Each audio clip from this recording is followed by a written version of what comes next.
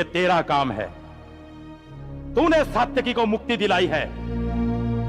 एक पिता की आदर्श पुत्री होने के नाते मेरा ये कर्तव्य बनता था कि मैं अपने पिता को किसी भी पाप का भागी न बनने दूं और ऐसा कुछ भी करने से रोकूं जिससे द्वारका का अहित हो, यादवों का अहित हो। ये क्यों नहीं कहती कि कृष्ण का अहित होता है?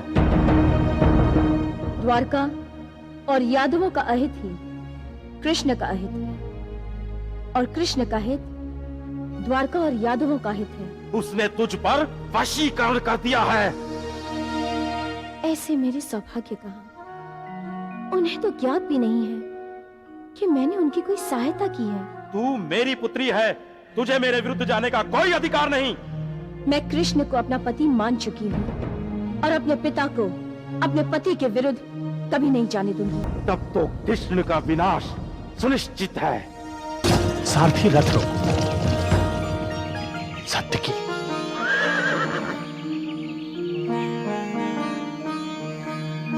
सात्यकी, तुम कहां लुप्त हो गए थे? कहीं किसी मनमोहिनी ने तुम्हारा अपहरण तो नहीं कर लिया था? आपका हृदय विशाल है वासुदेव। उसी के एक कोने में किसी ने मुझे छिपा कर रखा था। आज आपके प्रेम ने मेरी प्राण रक्षा की वासुदेव। मेरे प्रेम ने? हाँ, आप ही का कोई प्रेमी था। आपके तो इतने हाथ हैं कि कभी कभी लगता है वासुदेव कि आप हर स्थान पर उपस्थित हैं।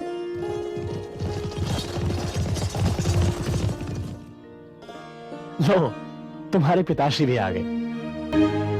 पिताश्री? पुत्र? सत्यक चाचा, अपना पुत्र संभाल। तुम कहां लुप्त हो गए थे पुत्र? अंधेरे में अपना मार्ग भूल गया था सत्यक चाचा। मैं ये नहीं मान सकता। द्वारका की वीथियां तुम्हारे लिए अपरिचित नहीं है पुत्र। मेरा अपहरण हुआ था पिताश्री। अपहरण? किसने किया?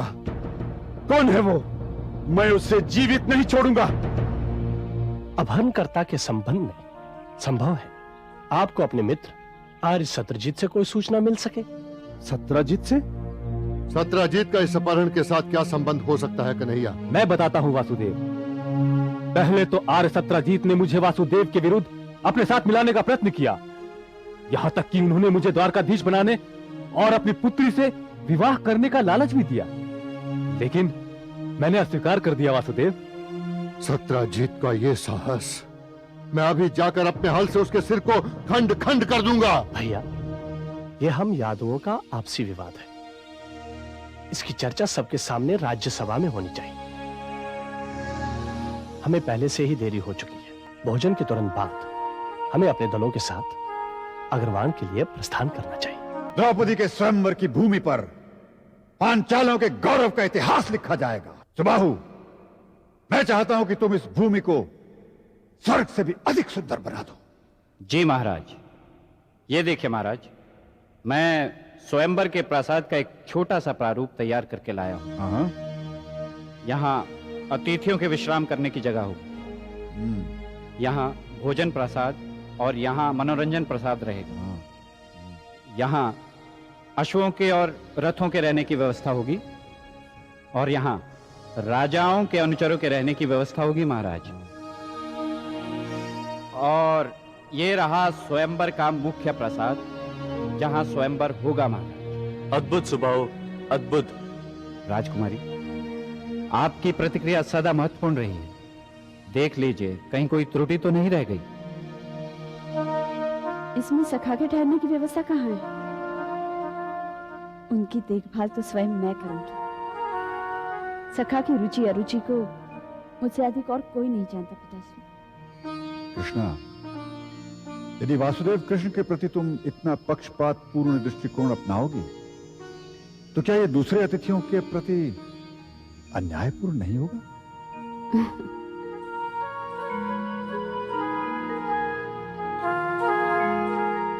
पिताश्री, सखा मेरे स्वयंवर में भाग लेने नहीं आ रहे हैं।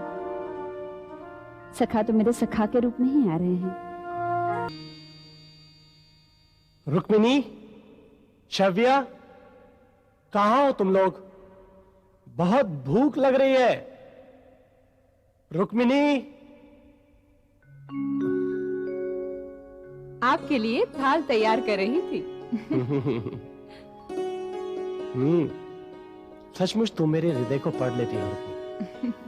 तुम्हें कैसे पता चला कि आज मेरी यही खाने की इच्छा हो रही है? आपका हृदय पढ़ने का दुस्साहस नहीं है मेरे अंदर वासुदेव। पता नहीं उसमें किस किस का वास हो। मेरे लिए आपके हृदय में स्थान है भी या नहीं? रुक्मिणी, तुम्हारा स्थान तो प्रथम है। मैं द्वितीय होने में भी संतुष्ट हूँ वासुदेव। मेरे राज्य में कोई द्वितीय नहीं है शव्य, सभी प्रथम है। देखे तो क्या लाई हो। ये तो चमत्कार हो गया। शव्या को कैसे पता चल गया कि आज मेरी क्या खाने की इच्छा है? ये भी ठीक वही बना के लाई है जो तुम बना के लाई हो। वासुदेव, अब तो आपको चुनाव करना होगा कि आप मेरी थाली में से खाएंगे या शैव्या की। ये तो बड़ी कठिन परिस्थिति है। निर्णय तो आपको करना ही होगा, मेरी थाली या दीदी की। आज मुझे पता चला कि एक पत्नी होने के क्या लाभ है। अच्छा एक काम करो, तुम दोनों अपनी अपनी थालियां एक दूसरे को दो। क्यों? पहले दे तो दो, फिर बताता हूं।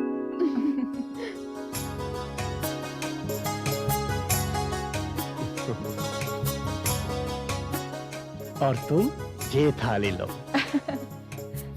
अब तुम दोनों मुझे खिलाओ और मैं तुम दोनों को खिलाता हूँ। वासुदेव, आपने चुनाव से बचने की चालाकी कर ली। जब दोनों हाथों में मिष्ठान हो तो चुनाव केवल मूर्ख करते हैं।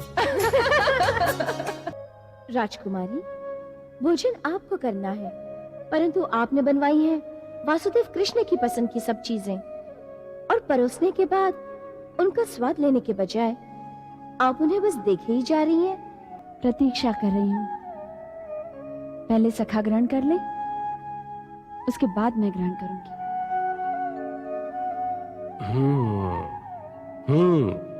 बस हो गया। अब मुझे सात्विकी के साथ एक आवश्यक कार्य के लिए जाना है। अभी अभी तो आप आए हैं, अब कहाँ जाने का कार्यक्रम बना लिया? समय का चक्र बड़ी तीव्रता के साथ घूम रहा है। मेरा कार्यक्रम मैं नहीं, समय बनाता है। कभी कभी तो ऐसा लगता है कि आप हम दोनों से बचने के लिए भागते फिरते हैं। मैं इसलिए भागा फिरता हूँ कि कहीं तुम दोनों दिन प्रतिदिन मेरा मुख देख देख के थक न जाओ। प्रेम बनाए रखने के लिए थोड़ी दूरी बनाए रखना उपयोगी होता है। वासुदेव, प्रणाम भाभी। मैंने रथ तैयार करवा दी है वासुदेव। भोजन के पश्चात वासुदेव पर्याप्त विश्राम करेंगे, तब तक राजनीति को उनकी प्रतीक्षा करनी पड़ेगी। अब तो तुम देख ही चुके हो सात्विकी, पुरुष की भलाई अविवाहित रहने में ही है।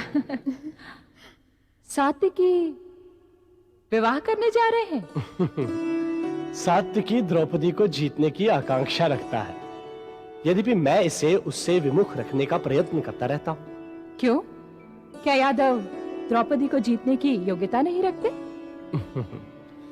जीवन योग्यता से नहीं चलता है रुक्मी, आवश्यकता से चलता है। जिसकी जितनी आवश्यकता होती है उसे उतना मिल जाता है, भले ही वो उसके योग्य है या नहीं। योग्यता तो मनुष्य का बनाया मापदंड है, अस्तित्व का नियम नहीं।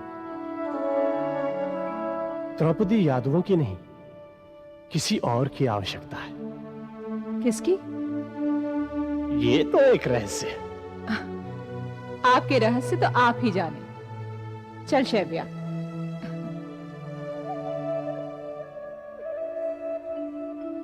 आश्चर्य है सात्विकी, अभी अभी मैंने पेट भर भोजन किया, फिर भी ऐसा प्रतीत होता है जैसे भूख अभी शेष है।